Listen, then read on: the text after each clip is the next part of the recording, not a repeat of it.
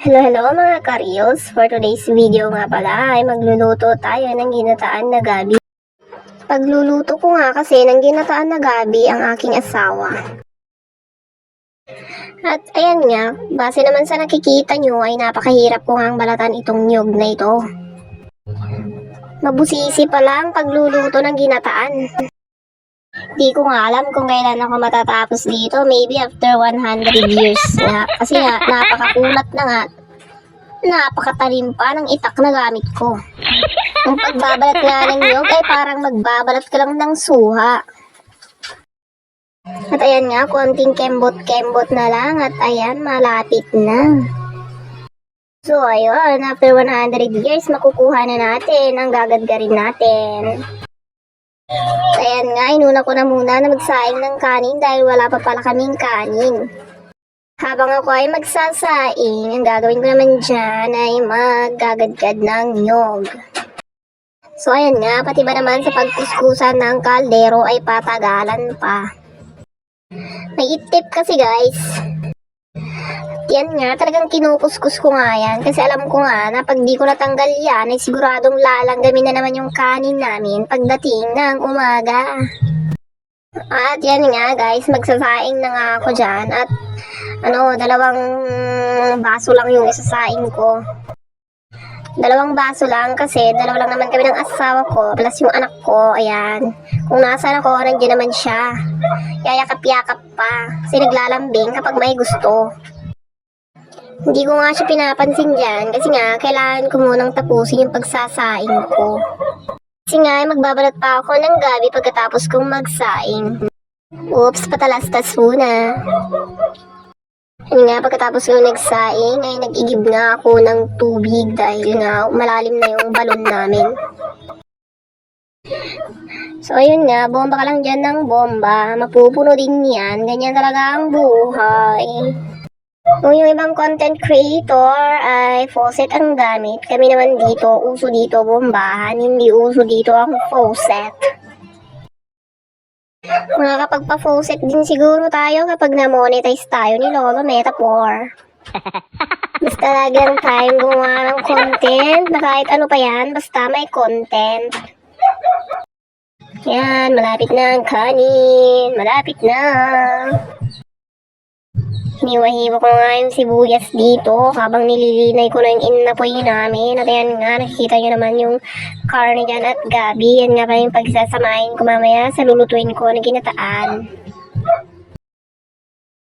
Kasi nga sa pag-iwa-iwa ng sibuyas, aabutin tayo ng siyam-siyam. Sa bawang pa lang yun guys, iba pa lang yung sibuyas. Nakakabwisit ito, napakaliliit, napakahirap na balatan. Sa tuwing magbabalat nga ako ng sibuyas, yan ako nabibisit, yung napakaliliit. Hindi pang humahapdi ang mga mata ko. Ayan, nandito na tayo sa pagigisa-gisa. Ito ang favorite ko talaga yung gigisa-gisa, tapos maamoy ko talaga yung amoy ng ginisa. Napakabango. At mukhang napakasarap. Ayan, lagay na natin ang karne. Halu-haluin natin yan hanggang sa mag-brown. Siyempre, hindi lahat yan ihahalo ko sa gabi. Konti nga lang ihahalo ko sa gabi guys dahil masyadong madami yan. Yung iba adobo ko nga para ulam namin for tomorrow. Yan, sige, turo mo ang paghalo. Halu-haluin mo lang yan. Yan nga, at ni-separate ko na ang ihahalo kong karne sa gabi. Konti nga lang guys kasi yung gabi naman ay isang piraso lang. Lang naman ihalo ko na yun lahat. Napakadami naman. So ayan nga, watch nyo muna yung likod ko na parang bayog. Hindi mo malaman kung harap ba yan o likod. Kasi nga parehas lang naman pag harap mo at likod, siya lang din naman na bayog. Yun nga, si mama ko nga, tinatanong nga dun sa anak ko kung nasaan daw ba yung battery ng kanyang remote ng TV. Napakahirap nga talagang magluto guys dahil napakadaming ikot dyan, ikot dito. Talaga naman nakakapagod. Kahit ako dyan napapagod talaga eh. Hindi ko na alam kung kailan ba matatapos itong pagluluto na ito na napakabusisi. Simula ba naman sa pagbabalat ng niyog hanggang sa pagbabalat ng gabi hanggang sa pagluluto. Oh my goodness, di ko alam kung kailan matatapos ito. Ayan na, ayan na, ayan na. Ayan na tayo sa exciting part. Naluluto na siya, guys. Ayan, matapos na akong magluto dito. Patapos na, pakuluin ko na lang yan.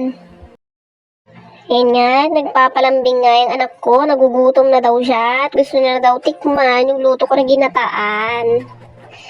Ayan. Ay, naku, ang laki-laki na ng anak ko talaga. 3 years old na siya. Diyos ko Lord, graduate na rin ako sa wakas ng gatas at diaper. Thank you so much. So, ayan, ito naman yung next natin. Tapos na yung ginataan. Ito namang adobo natin ang isusunod natin. Natapusin. Sa ganun, ay matapos na ako. So, ayun na guys. Yun na siya. Adobo na naging prito. Ewan ko, napabayaan ko. May ginagawa kasi ako iba kanina. Ayan na ang finished product. Kakain na ang baby Kes. My love so sweet ko. Ayan, kakain na ang dayong namin. Sa pagpapakain ko nga dito ay mukhang matatapos ako after 1 years. Nakita niyo naman siguro yung reaction niya guys. Medyo banghang kasi yung ginataan kasi nga nilagyan ko ng sili at ayaw niya na nga yan kumain. Pinalitan ko nga ng adobo na karne ng baboy yung ulam niya tsaka lang siya kumain. Kailangan nga nanonood pa ng cellphone para kumain. Kung hindi ko papanoorin, hindi kakain. Kailangan talaga ng paraan sa buhay. Yan na, umuwi na nga yung asawa ko galing sa trabaho. Yan, happy naman ako na magluto dahil andyan na yung papakainin ko. Ni-inspire naman talaga akong magluto pag meron akong papakainin at nilulutuan. Yan nga, kainan na dahil pagkatapos ko nang napakain yung anak ko, kami naman ang asawa ko ang kakain. Bihira nga kasi siya umuwi galing trabaho once a week kaya talagang nilulutuan ko siya ng kung anong request niya na ulam. Habang kami nga ay kumakain, pinakwento ko pa sa kanya kung anong mga pinaggagawa ng anak niya nang sa ganun ay alam niya at maging aware din siya. Ine-enjoy ko nga pala talagang kumain pag salo-salo kaming kumain ng aking asawa. Dahil masarap sa pakiramdam na buo kayong pamilya at magkakasama kayo. So, hirap at sarap ay sa ginhawa. Mas marami nga rin pala akong nakakain kapag siya ang kasama ko. Yan nga, kahit gabi na nga, nagpabili talaga ako ng coke sa kanya dahil nga masarap nga sa coke yung adobo ng baboy at ginataan na gabi. Kontento na nga ako sa ganitong buhay namin magkakasama. No kahit gaano man kahirap ang buhay, at least walang iwanan. Pagdusahan nating dalawa to, alangan naman, ganyan talaga, ginusto mo ko eh.